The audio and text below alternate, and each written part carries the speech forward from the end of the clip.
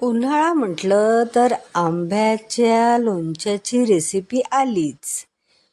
बघा किती सुंदर हिरवेगार असे आंबे आहे. आज आपण शिकणार आहे आंबट गोड असं लोणचं. आंब्याला धुवून कोरडे करून घेतले, त्यानंतर आंबे फोडणीने त्याला कट करून घेतले. बघू शकता किती छान छोट्या छोट्या फोडींमध्ये कट केलेले आहे आंबे. चला तर मग मसाला करून घेऊया. सुरुवातीला धने भाजून घेतले, खमंग असे धने भाजून झाले. त्यानंतर जिरं भाजून घेतले, जिऱ्याला पण खमंग भाजून घेतले. त्यानंतर काळी मोहरी भाजून घेतली, त्यानंतर मेथी भाजून घेतली.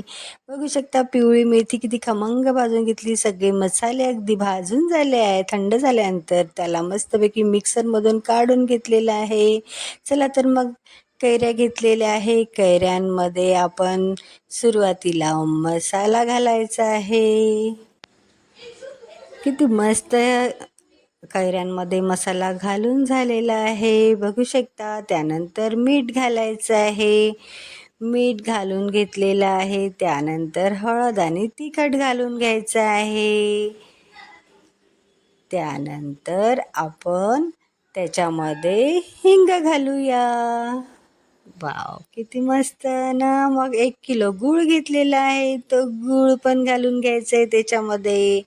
मग मस्त त्याला फिरवून घ्यायचं आहे. किती मस्त त्याला मस्त रस्सा पण आलेला आहे, बघू शकता लोणच्याला. मग छान ड्राय करून घेतलेली एक भरणी घेतलेली आहे आणि मग त्याच्यामध्ये कोरड्या चमच्यानी अगदी किती मस्त लोणचं तयार झालेलं आहे, आंबट गोड असं. जर तुम्हाला माझी लोणच्याची रेसिपी आवडली असेल तर लाईक, शेअर, सबस्क्राईब करायला विसरू नका.